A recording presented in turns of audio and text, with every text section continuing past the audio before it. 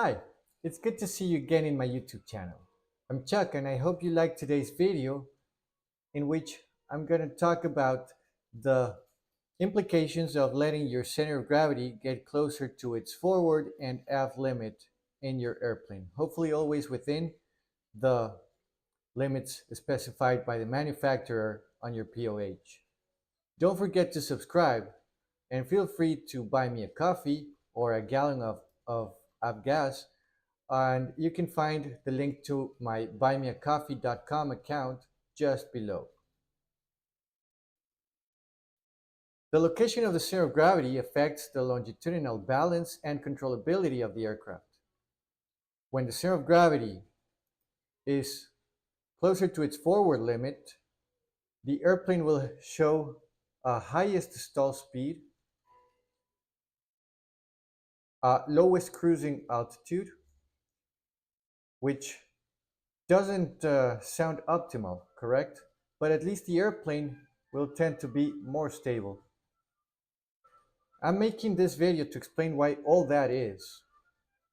In the second case, when the airplane has the center of gravity closer to the aft limit, it will have a higher cruising speed, but a lower stalling speed. Those two things together are very good.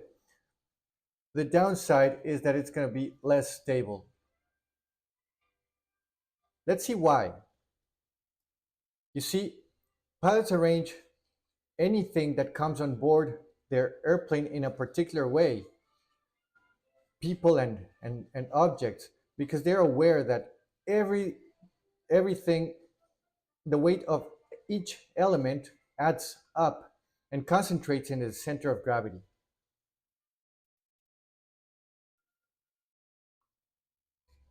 Then the pilot will compute the location of that center of gravity, and he will make sure that it falls within the range specified by the manufacturer, in between these two lines, which are the forward limit and the aft limit. The center of gravity needs to remain within this range throughout the entire flight, not only for takeoff, particularly when coming into land. However, the center of gravity is not the only force pulling the airplane downwards. As you can see in this four force diagram, the diagram of four forces of flight, the weight is opposed by lift, but the weight is composed by not only the weight of the plane and its contents in the CG, but also the downward aerodynamic force. Why do we need this downward aerodynamic force? You see, the airplane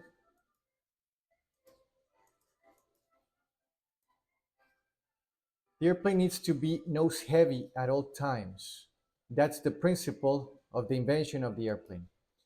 That allows it to be controlled by the pilot. When it's nose heavy, it will want to fly and naturally recover from any stalled condition. An airplane with the center of gravity closer to the forward limit will have the nose heavier, which is good. That's what makes it more stable, easy to recover from any stalled condition.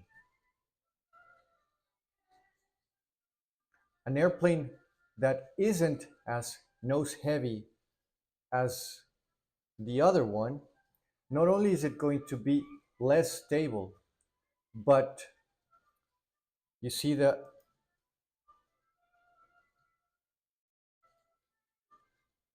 center of gravity could get dangerously close to the center of lift. At high angles of attack, the center of lift may become forward of the center of gravity. That is an undesirable situation, because when all the forces are acting behind the center of lift, they're pulling the nose back, the nose upwards and the tail downwards. it would be very difficult to recover from a stall condition. So you need the airplane to be nose low. Nose low is good. And for that, the center of gravity needs to remain always in front of the center of lift, keeping the nose down and allowing the pilot to control how much the airplane's nose is raised by adding or removing those aerodynamic forces in the elevator. You see, the elevator is like an upside down wing. The normal wings produce lift upwards, pulling the airplane, allowing it to fly. The upside down wing in the tail of the plane, the elevator, generates lift but downwards. And what this does is it pulls the tail of the airplane downwards, causing the nose of the airplane to go upwards. Now, how much the elevator needs to be pulled to keep the airplane's nose and the wing's angle of attack at a proper attitude for safe flight, that amount that the elevator needs to be pulled will depend on the location of the center of gravity. When the center of gravity is far forward, the load on the elevator will have to be larger.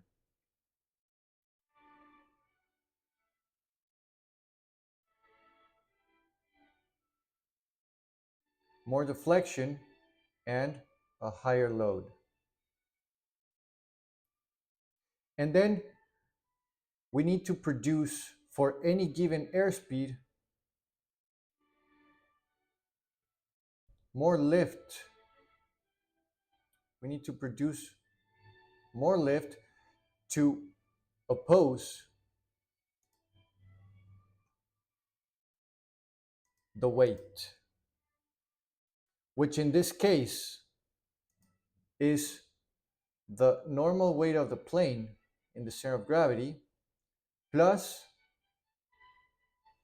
the additional force in the elevator. So this lift is particularly high.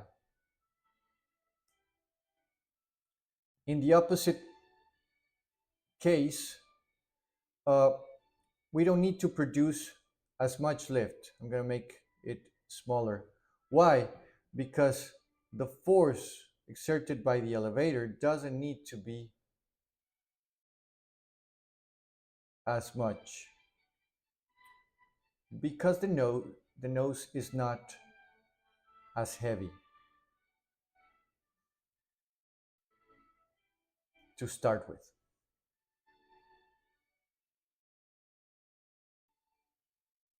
So how do you produce lift in any amount? There's a relationship between lift and angle of attack, but also a relationship of lift and airspeed. You see, the speed at which the relative wind hits the wing at a given angle of attack, the combination of those two things, the speed and the angle of attack, will result in a certain amount of lift. At the same altitude, we can maintain altitude with different airspeeds. At higher airspeed, we can lower the angle of attack and not climb, just maintain altitude. At reduced airspeed, we would descend unless we increased the angle of attack. Reduced airspeed and higher angle of attack can allow us to maintain altitude. That's how this works.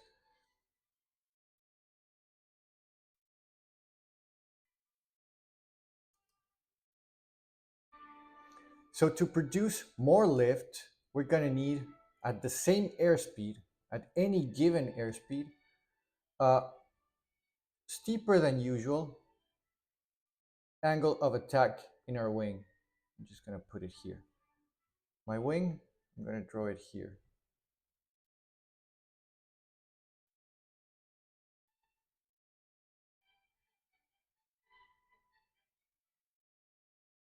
This wing has a steep angle of attack, which does the job, produces more lift for uh, my heavier loads. However, with higher lift, with higher angle of attack, there's also more drag. This drag slows me down, accounting for the decrease in cruise speed.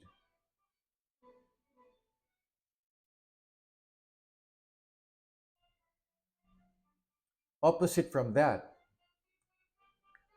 the airplane with the CG towards its aft limit will not require as much lift because it doesn't have so much loads to counteract. So I'm going to draw the wing at a less steeper angle of attack. This wing will produce less drag, and this less drag accounts for a higher cruise speed.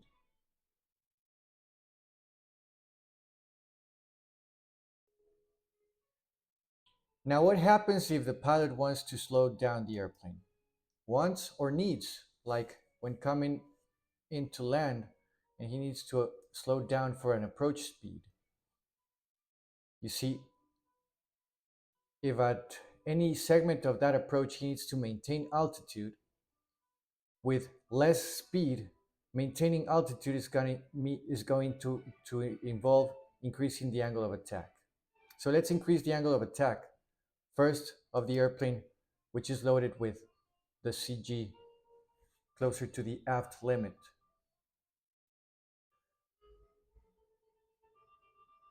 If we increase the angle of attack to maintain altitude at a slower airspeed,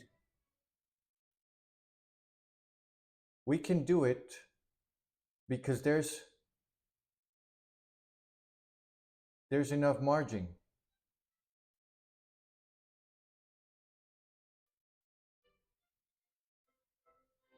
There's enough margin, and we can get much slower without reaching the critical angle of attack, which I painted in red.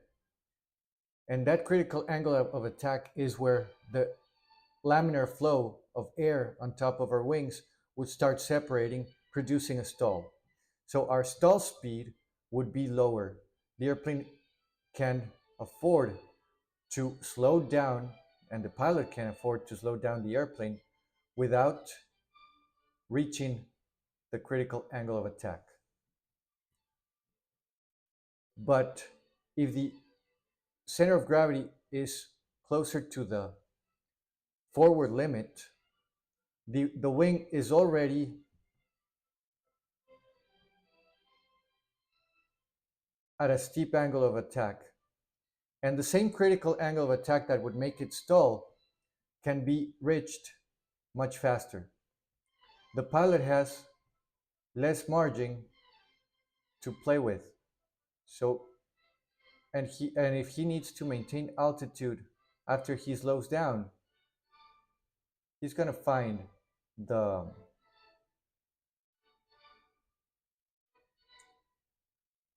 the the critical angle of attack much faster at a higher speed.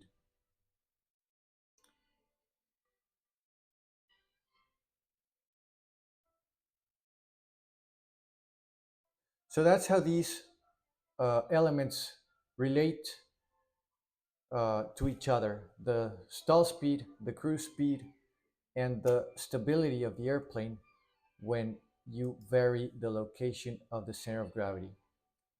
Make sure your center of gravity is always within the range, within the limits specified by the manufacturer. Don't become test pilots unnecessarily. And when your airplane is getting close to either of those limits, understand the implications. If you want to further discuss the implications of your CG location or anything regarding aerodynamics, feel free to reach out to me. Send me an email to chuckaviationinstructor@gmail.com. I hope you liked this video, and I hope to see you next time. Thanks for watching.